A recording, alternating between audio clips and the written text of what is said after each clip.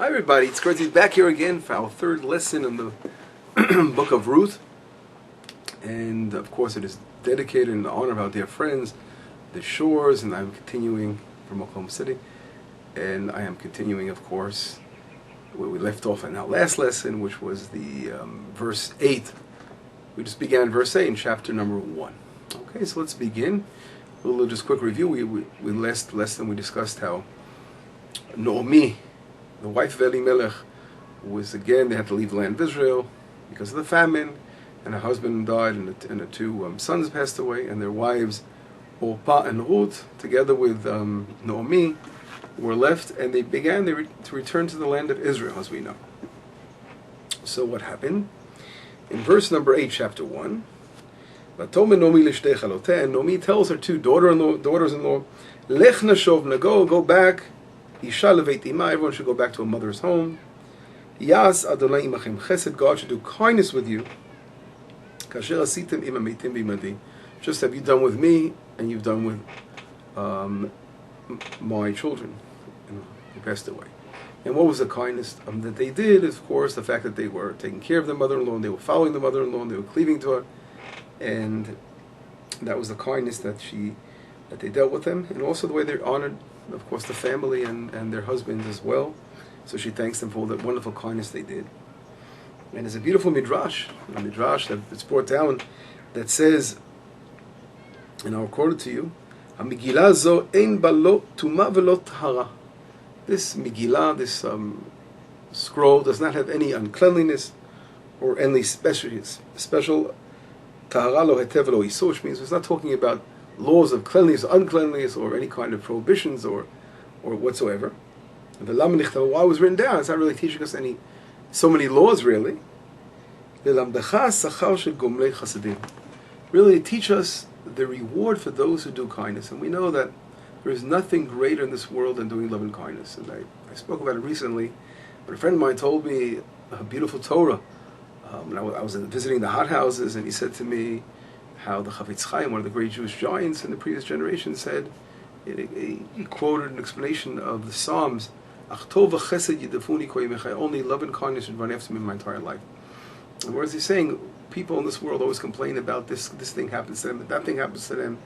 And in this world we know we're completely surrounded by difficulties and misfortune. And difficult. Life is hard, life is very difficult. But our blessing should always be, only what King David said, only love and kindness should run after me my entire life. Now what does that mean? We could, number one, run after pursuit to do love and kindness, but another way, sometimes love and kindness runs after us. People request favors from us, to do favors for them, and to help them out, and do good, all kinds of good deeds, and we feel sometimes overwhelmed. How can we do this? How can we do that? How can we constantly help others all the time? But we should bless Hashem and say, thank you, Hashem, so much for the opportunity of being able to do good deeds, because that should be our major, as we say in Hebrew, isuk, our major occupation in this world should be running after love and kindness, and have love and kindness run after us. And that is exactly what the book of Ruth, not for Tumah, doesn't really dealing with Tumah, Tara, the cleanliness, all these laws, these intricate details of laws that we see in so many other books of the Torah. But it was really written because, of course, to relate, as we all know, King David and how he became King David, his forefathers, and of course, more than anything, which is really connected to both, are really two sides of the same coin, is love and kindness. Because how does King David become to be King David? Through his love and kindness, as we know, and that's what all that Mashiach later on, B'ezrat Hashem, we will all be merited in seeing Messiah in our time. That all will come from love and kindness, because that's what brings about the changes in society and changes in the world situations. Only love and kindness. That's going to make the big change. That's going to make the big change in this world. And it all comes from doing love and kindness. And therefore, that book of Ruth is all centered. This book is all centered about love and kindness. So therefore, we'll see how many times we'll try to point out that love and kindness that appears in this book, and we see how Ruth again is being told, Ruth and also Naomi, Ruth and also Orpah, at this point is being told by the mother-in-law, Naomi, thank you so much for the love and kindness that you've done, but you can go back. It's time to go back to your people. Yiten Adonai lachem u'mitzena menucha. Isha beit isha, God should give you rest, and you should all find at your home rest in your home. And return to vatishaklem, and she kissed them. Vatisena kolan v'tifkena, and they raised their voice and they cried. Vatomarna la ki itach nashuv la'amech, and they began to say to their mother-in-law, "No, we will return to your nation, to your people." ותאמר נעמי שובנה בנותיי למה תלכנה עמי העוד לי בנים במאי והיו לכם לנשים. So again, Naomi is being very, very adamant. She's saying, go back again. What do you want to come with me for? Can I have children today, and even if and bring you new husbands? Shovna benotai lechna ki zakanti miyadish. Go, I'm too old now to be with a man. Ki amalti yesh li tikva gam ehiti alayla lish v'gam yeladi ban. But even let's say there was hope, and I had tonight, I was with my husband, and I had children. Halahen tisabelna. Are you going to wait until they get older? Ada sheyigdalu, until they'll grow. Halahen te'agenna. Are you going to remain without husband? Without a husband until, of course, they get older. Al benotai ki mali mo'od. No, my daughter said, I am very, very bitter. Mikem ki yatzabi yad Hashem. Now, she goes, no, she's obviously thinking for the best of her daughter-in-law and saying, it doesn't pay for you to wait. You really want to build homes. You want to have a life for yourselves. How could you possibly forfeit now, you young women, forfeiting your life for waiting around till I can actually give you, if you want to cleave to me, you want me to give you someone from my family, and to do the mitzvah of Yibum. We know, there's a law in the Torah where when usually the Yibum works in a different way, when there are two, a husband marries somebody, and unfortunately he passes away, his brother, if they don't have children, his brother could marry his wife, and this way his name is maintained. By his brother marrying his wife. Here it's a little different. The fact that Naomi, the mother-in-law, saying if she can give another son to one of her daughters-in-law. But anyway, we see something again very, very interesting here. If we pay attention to the depth behind this, is that is the way Naomi's trying to convince her daughters-in-law not to go back is that it's family. She's stressing the family life.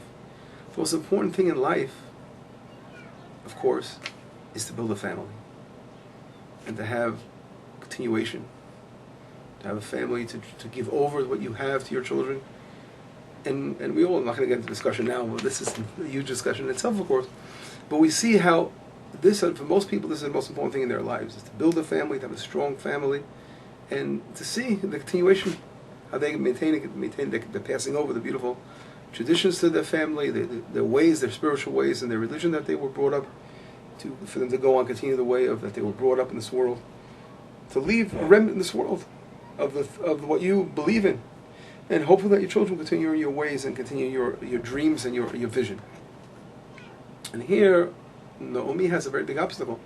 Her sons get married to foreign Moabite women who were brought up in a foreign, pagan, really, environment, on one hand, but they left that. I mean, at this point, when they married the children, her sons, obviously, and on the other hand, she's still saying, she's challenging all that and saying, go back to there. Go back to you have no real future here with the Jewish people now, because what can I give to you? What can I honor you with?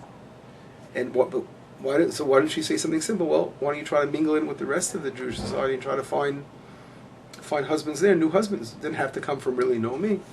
But I think a simple answer is that she knew very well that how would it be accepted? Two foreigners, Moabite women, from pagan backgrounds, brought back from a foreign land after a husband and two sons were actually died in sin for leaving and turning their backs on Israel. There would be really no chance. The chances of her daughters-in-law to find new husbands in Israel would be almost an impossibility. That's what she thought. Little did she know what would happen to Ruth in the end, right? But she herself said the only thing she can do, kindness, is actually have children, let them marry them. She would tell them to marry because they're wonderful girls, I'm sure. That's how she saw them, of course, as wonderful women. But she knew how important was the family for someone to be give over. The most important thing, again, for a person is to know that he has the ability to give over to others and building the family. Before we can help others and do many great things in this world, it begins by building a family, building a family union together, and she knew that was so important for them. again as young women. So therefore she said, okay, what can I do? I feel very bad. I don't want them to live a life without giving, and maybe they can go home, they'll bring up a family out there, and they will show them now the new light, because I'm sure, obviously we know that Ruth and Orpah received tremendous Torah lessons in their being in a religious home, and learned about God, what it meant. So she thought maybe they can go back and build a family there, but on one hand go back to her home, but on the other hand they would be able to maintain the highest spiritual level they've reached of being in this house where Naomi lived, was such a righteous woman. But anyway, this is an idea that I came up with, but nevertheless, what happens? Let's go on and see the next verse. Here we go. But they said, so they cried. But they cried more. But and Orpah kissed her mother-in-law. But Ruth clung to her mother-in-law. Here's very interesting. Orpah kissed her mother-in-law, but Ruth clung to her mother-in-law. Now, what is the difference? Big difference, right? A kiss, a one-time kiss, Orpah, but she turned her back at the end. Orpah comes from the Hebrew word meaning oref, meaning the back of the neck, which means she turned her back on her mother-in-law. And this, again, could have been a test. The mother really could easily be testing and see if they really... Of course, she truly meant she wanted them to really be happy in this world. But on the other hand, for Orpah and Ruth, it was a test to see if they really... how much it meant for them to really have become part of the Jewish nation. And Orpah said, listen, they were great people. I enjoyed being part of having them, but I really want to build life for myself. So she chose her personal life over taking the risk of not really being a mother and not becoming part of the house of Israel. So she turned back to her people. And we know she came from Eglon. As a matter of fact, we just read this week's portion about Balak. Balak, the whole story of Moab and Bilam, and Balak himself was way back, as we know, the Eglon descended from Balak. So she goes all the way back to Balak together with Ruth. And but Ruth, I'm sorry, clings to her mother. She doesn't want to leave her mother-in-law at all. So Naomi comes along and says to Ruth, look what your sister Orpah did. She went back. Why don't you go back as well? She's still pushing her to leave. But Tomer, this is amazing, amazing, amazing words.